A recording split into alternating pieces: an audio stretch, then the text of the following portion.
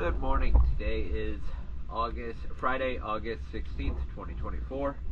I am here at Arlington Marina, and this is an after video of Overseer. Before I show you the hull real quick, I'm going to go over your zincs.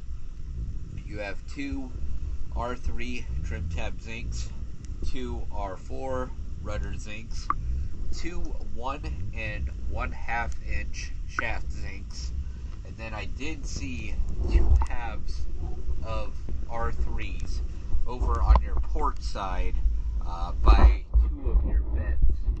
So those kind of like just screw right into the hull. And then you also have a transom zinc right here. It is a rectangular 2-bolt one. You'll see it in the video.